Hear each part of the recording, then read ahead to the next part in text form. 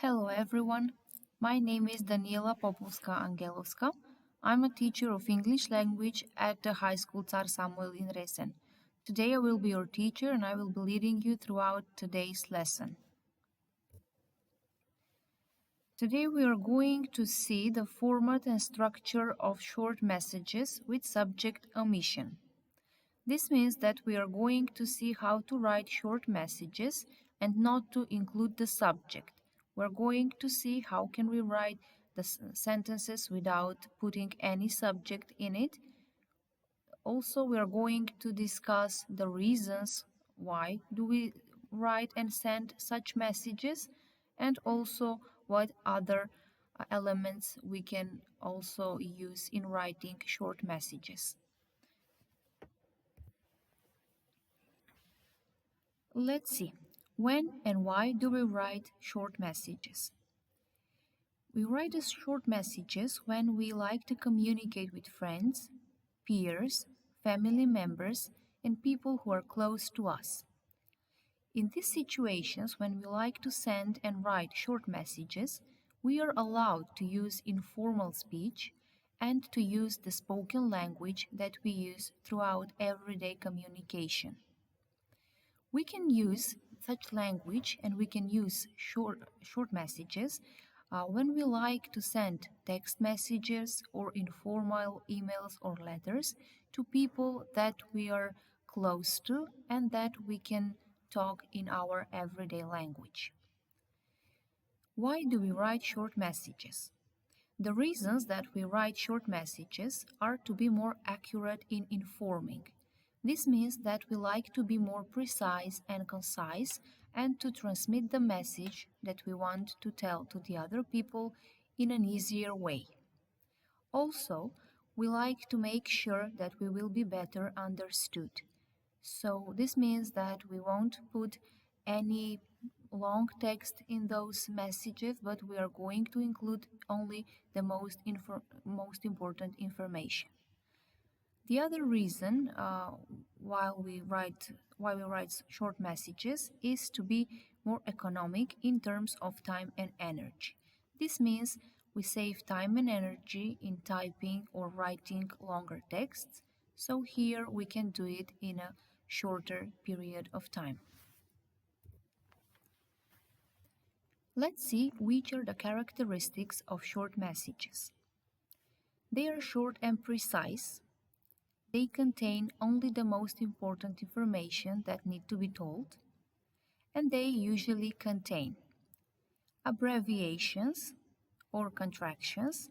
For example, when we like to be more precise, we can shorten a longer phrase into a shorter one. For example, by the way, we can abbreviate to BTW. Also, they can contain shortenings, for example, omitting the last letters of a word. As you can see, after can be shortened as aft. Short messages can include acronyms. This means using only the first letters of the words that a phrase consists of. In our example, we have laugh out loud, which acronym is LOL. Short messages can also include slang expressions. For example, instead of using excellent, you can use ace. Also, you can use number homophones, which means replacing some letters with a number. You can transform the expression for you into putting number 4 and then putting the letter U instead of the word you. Also, short messages can use letter homophones, meaning representing just the letter without the whole word related to it.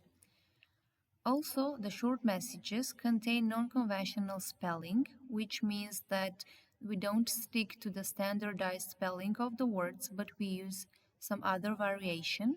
In our example, night, you can see is written like it is represented here. In short messages, you can use emoticons. You can use various emoticons that represent people's emotions. And also, another characteristic of short messages is omission of subject, which is going to be explained in the next slide. In this case, we don't include the subject in the sentence, we skip it, and then we can have an example like this.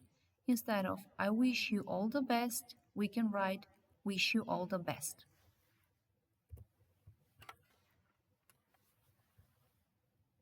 Omission of the subject in a sentence. As you know, the subject of the sentence is the part which gives information about the doer of the action. It contains the person or thing performing an action. This case or phenomenon, when we omit the subject in a sentence, is called ellipsis. We omit the subject in order to avoid repetitiveness. The subject can be left out after the conjunctions and, but, or, and then.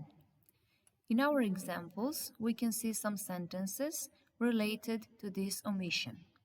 For example, instead of writing, I went into the kitchen and I made a cup of tea, you can write, I went into the kitchen and made a cup of tea. Instead of he traveled to London but he didn't visit any tourist places, you can write he traveled to London but didn't visit any tourist places. In the third example, instead of writing you should either phone him or you should send him an email, you can write you should either phone him or send him an email. And in the last example, instead of first I tasted the chicken and then I decided on the beef, you can write first I tasted the chicken and then decided on the beef. Occasionally, you can even leave out the subject and the main verb if it is a repetition. For example, instead of writing first I tried the white wine and then I tried the red wine, you can put first I tried the white wine and then the red wine. So in these cases that we have just mentioned, you have examples of omission of the subject in a sentence. In this slide, there is an example of an email containing sentences with omitted subject. I will read that email so you can just see how does it sound. Hi Maria, I've got your email. Nice to hear from you. I'm fine, been doing great so far. How are you? Just wanted to tell you that I've applied for the work and travel summer program. Thought you wanted to know.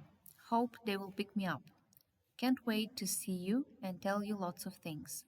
Miss you so much and sending you lots of love. Wish you all the best, Tina. As you can see in all the sentences, in almost all of them, there is omission of the subject. The examples of the sentences with omitted subjects are the following. Nice to hear from you. So here the subject it is omitted. Been doing great so far. Instead of putting I have been doing great so far, they omitted the subject. In the following example, just wanted to tell you, also the subject I is omitted.